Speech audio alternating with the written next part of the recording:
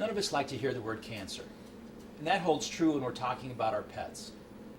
But today, with early detection and lots of great technology, there are a lot of things we can do to help our pets that do have cancer.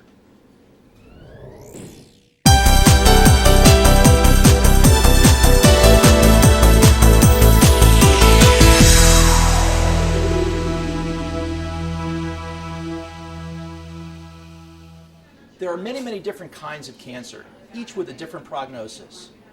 So it's very important that we diagnose specifically the kind of cancer that your pet has and tailor the treatment for their needs. For that, we're going to turn to our own Dr. Avenelle Turner at the 5th Avenue Veterinary Specialist, right in the heart of Manhattan.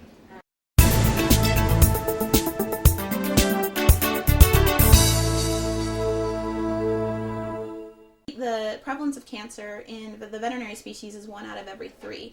Some studies have shown it's 1 out of every 2. So with increasing veterinary care, with people considering these patients as part of their family, these pets are living longer. And if an animal lives long enough, the likelihood of it developing cancer is very high. We don't necessarily cure our cancers in veterinary species because we don't treat like we do with people. We don't treat with the doses that we do with people. We don't treat for as long or as intense as we do with people. So the main thing with animals is that it's more quality time and better quality time. So we manage this disease. We don't necessarily cure diseases. There are some cancers that we can cure, but for the most part, it's more of a chronic disease and we manage it. The first reason that we know animals are sick is from the owners. He was 12 pounds. He had lost a drastic amount of weight. He was vomiting all the time. And it looked like cancer to me. He looked angular. He looked like a dog with cancer. But the only way to truly diagnose cancer is to see the abnormal cells. We need to take an actual snip of tissue or a sample of fluid. It's called a biopsy, and send it to be examined in the pathology laboratory. Even if cancer is confirmed, don't panic. When dealing with cancer, the key is to have really good communication with your veterinarian. You want to have realistic expectations, what you're going to go through and what you can expect. Again, Dr. Avenelle Turner. Once we decide what type of cancer it is, we need to determine what's the best treatment for it. The main treatments for cancer would be chemotherapy, surgery, and radiation therapy. Most times, if we have a soft tissue tumor like a large mass or something that's growing on an animal, whether it be on their body or inside, surgery is usually the first line therapy for that.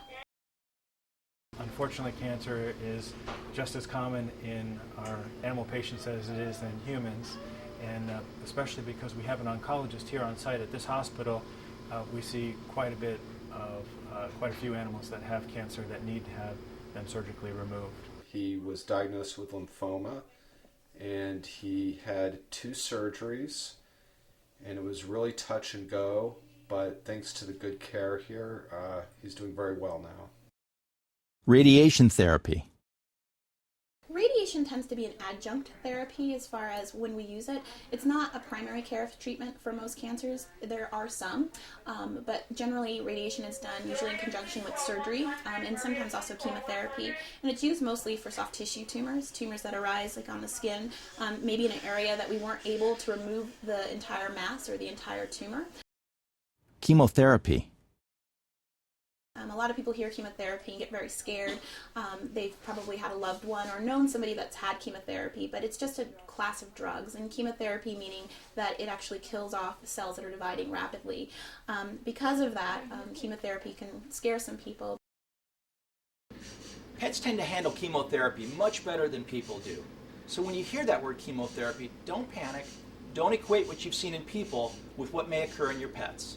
There are new therapies on the horizon, a lot of targeted therapies using antibodies that have been made specifically against a tumor, vaccines, a lot of immunotherapy, and also what's new is what's called anti-angiogenic therapy, where we actually target not necessarily the tumor, but we target the ability of the tumor to grow. So we target the blood vessels that grow with the tumor.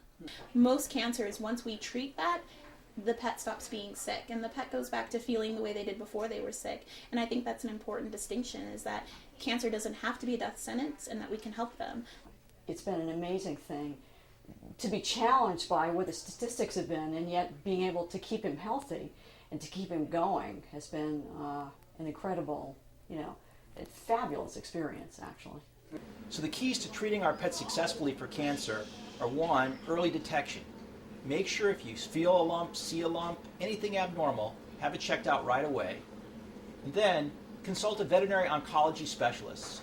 These specialists are all around the country, and they're the ones who are on the cutting edge of cancer therapy in our pet. So that's who you want to see. If you have some more questions about your pet and cancer, or you have any questions at all, click on the Ask Dr. Larry link. For Live Science, I'm Dr. Larry Cohen.